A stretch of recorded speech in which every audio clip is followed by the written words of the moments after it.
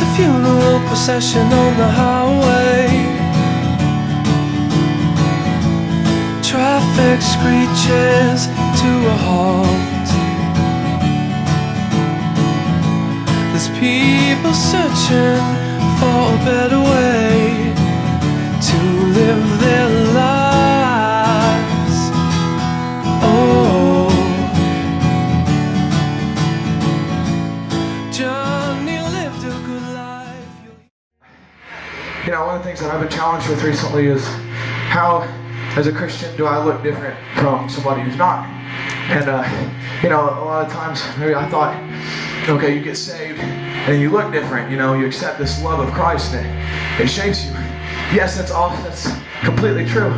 But the more you push into it, the more it shapes you. It's not a one-part thing where we just go, okay, God, I want to accept your love. And he just takes it from there and we can do whatever we want. He's just going to correct our wrongs.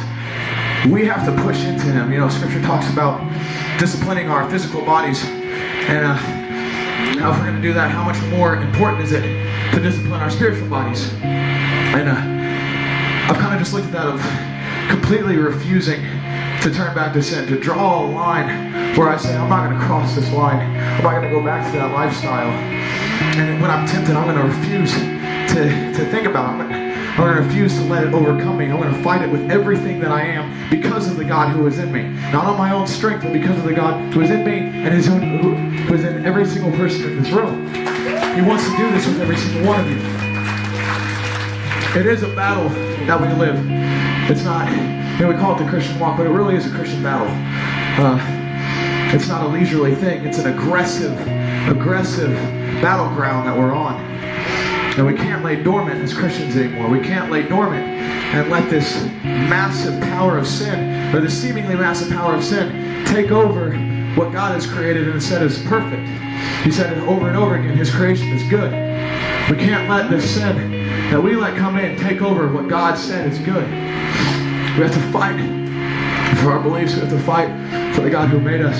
We have to fight for our freedom.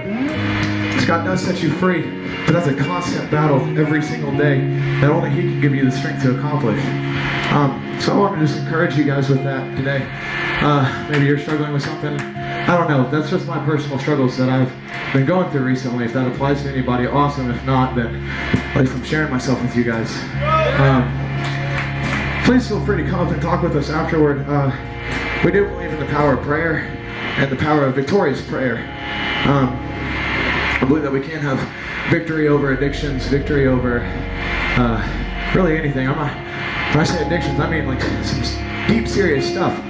Like this is cornerstone, man. God's here, and he wants to do some things in your life. And he doesn't want to leave it at cornerstone. He wants to take it back home with you. He wants to do some big things, guys. He wants to free you from your addiction to porn, your addiction to masturbation. He wants to free you from that, just like he's freed so many other people. Girls, he wants to free you from the bondage that maybe a man has put on your life. Here he said you're something less than perfect, something less than beautiful. But I want you to know that my God looks at you and he said, man, you are my princess, and I love you. God says that to you every single night when you go to bed, and every single morning when you wake up, and every single moment that you're doing anything. Ladies, he wants you to know that you're his princess. And he wants his love to just shower over you. Because it's real and it's powerful and it's life-changing if you accept it. And if you refuse anything other than his life-changing love, it will change your life.